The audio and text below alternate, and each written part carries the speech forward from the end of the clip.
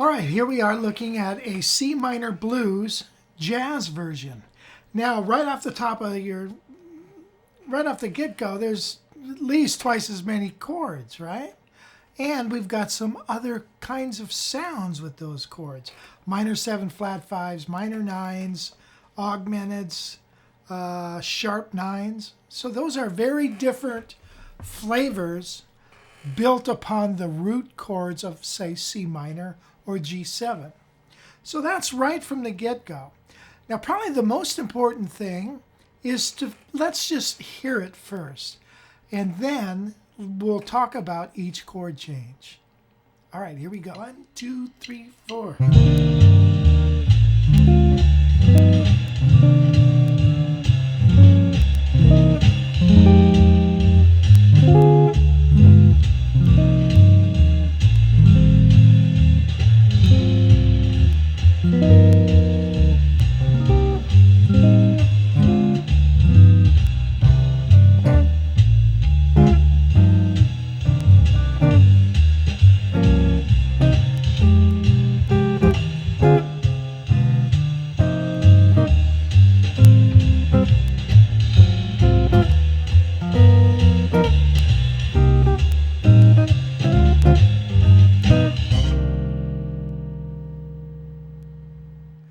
Okay, first off, the approach to playing it. Did you notice the first time through, I was just playing with my thumb, just sustaining some nice chords.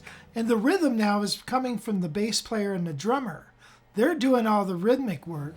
I'm doing the harmonic work. Second time through, I started playing with my fingers. And when I did that, it almost sounds like a horn section.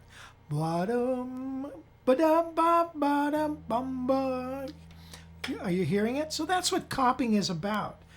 Creating some rhythmic melody with your chords.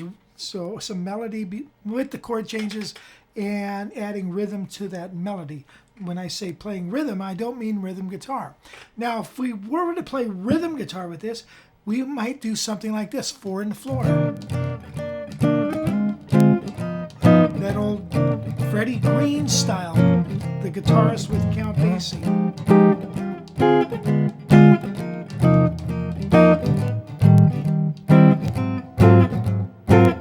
Maybe accent beats 2 and 4. Something like that. So that's almost, it's getting close to, like, at a faster tempo, that'd be called gypsy jazz.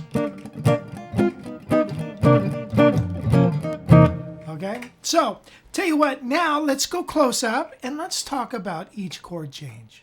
All right, our first chord change is a C minor 9. So in other words, we first had a C minor chord, right? So now we're adding a 9th to it. And we all know how to play a 9th chord like this. Well, a minor 9 is just taking the 3rd and lowering it down a half step. So we've got that. And in jazz, they like to use what is called as the upper partials, 9, 11, and 13, as color. Next, the next chord change in measure 2 is D minor 7 flat 5 to G augmented. Now, what we have there is a 2/5 of the home key of C minor. In other words, the 2 chord of C minor is D minor 7 flat 5. The 5 chord is a G. So because we're just, what I like to call this is reaffirming the tonality or the tonal center of C. Okay, so you hear that? If I could just go, right, just on that C minor. But when I go, it brings out that C minor again. Are you hearing it?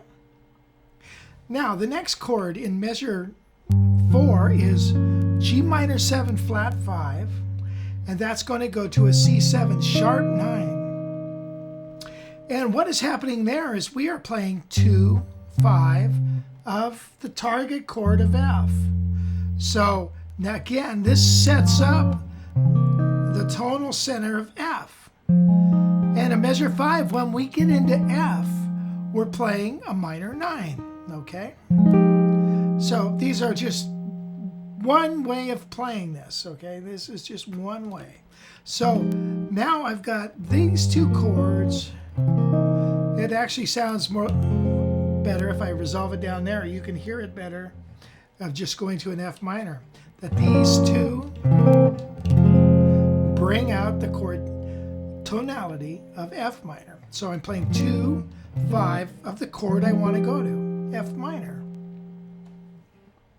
Next, we're going to jump back to in measure 6, instead of playing F minor for 2 measures, we're going to play 2, 5 of the home key to take us back home to the C minor. Now the 2 chord we said was a D minor 7 flat 5, but I've thrown here a different inversion of that, which sounds like that. It still is a D minor 7 flat 5, just like this is. And then we're going to go to a D diminished, okay?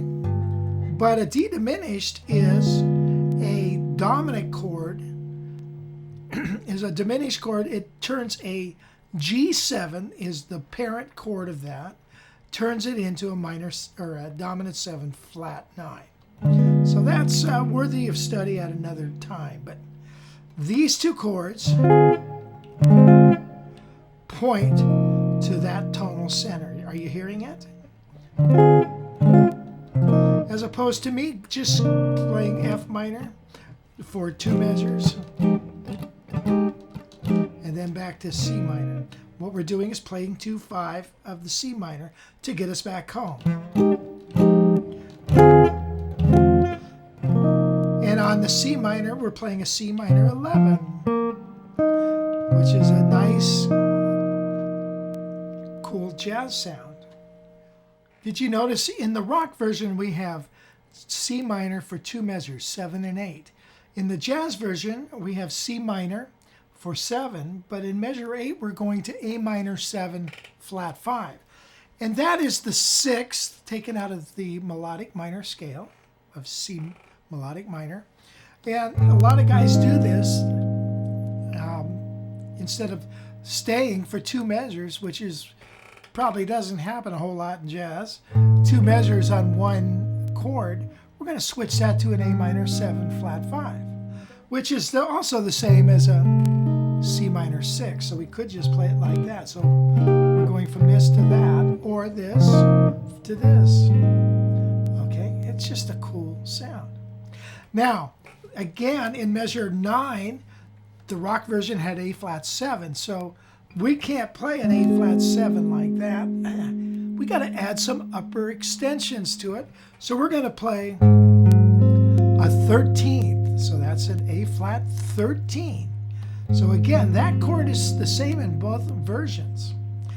But now for the measure 10, instead of G7, we're going to play this augmented, G augmented. Okay, and I'm just not even playing the note G. Let the bass player play it. So I'm going to just use those notes right there. And that's going to point me back to the C minor, okay? So if you noticed in measure 11 of the rock version, we have C minor for 1 measure. Well, in the blues version, or the jazz version, we're going C minor to A minor 7 flat 5. And then instead of playing G7, as in the rock version, we're going to play 2 and then G7. So we're going to play D minor 7 flat 5 to the G augmented, okay, to take us back home to start all over. All right, so does that make sense of where these chords are coming from? Let's take it from measure 7 and let's go close up. In measure 7, again, I have a C minor 11 to A minor 7 flat 5, A flat 13, G augmented 7 sharp 9 to C minor, A minor 7 flat 5, D minor 7 flat 5, G augmented 7. augmented meaning sharp 5. And then it starts all over. All right, now that you've been introduced to this concept and these chords, let's go ahead and play it with the track at 125 beats per minute. First time through, chords in just with one chord per measure. Just play a whole note, count out 4 beats. 1, 2, 3, 4. Chords with two chords in one measure, get a half note. So it's 1, 2, 3, 4. 1, 2, 3, 4. 1, 2, 3, 4. We'll do that one time, and then the second time we're going to go and we're going to play a rhythmic figure with it, like a horn section. So the second time through, we're going to go 1 and 2, 3, 4, bop, ba, ba, bop, 3, 4, bop, ba, ba, bop. Okay, let's use that rhythm feel. All right, let's try it. You ready? Here we go. 1, 2, 3, 4. 3, 4.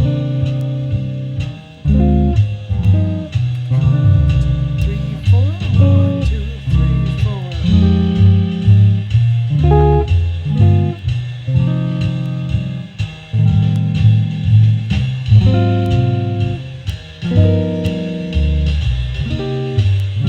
Now we'll play our rhythm.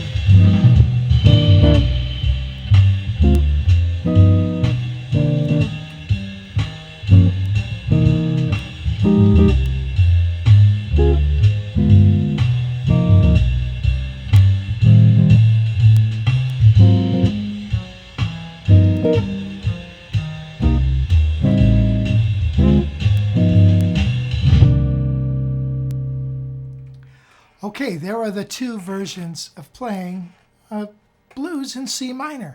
The rock version, the jazz version. Both take skill to play and to play well. Now, for me, I got into the jazz thing early on in high school. I was into Jimmy Page, Michael Bloomfield, Jimi Hendrix, and then somebody played me some Tal Farlow and Wes Montgomery, and it was all over with. One thing I noticed is they have a tendency, jazz players in general, to never play the same thing twice. So they're always comping chords to the same progression, just a little bit different. And that's what I found intriguing, learning your inversions and things like that. Now, if this whets your appetite, I have lots of lessons at guitarcollege.com and 99-cent guitar lessons that can satisfy that appetite. So what I'm going to do now is I'm going to play through the blues a couple more times, and I'm going to use some different inversions and kind of mix it up and be creative with the way I comp the progression. So you can see that once you get into this, it really is stimulating because it works on the creative juices, okay? It's not just a rhythmic thing, and it's melodic as well as rhythmic. So till next time, I will talk to you later. Hope you enjoyed this. Bye for now.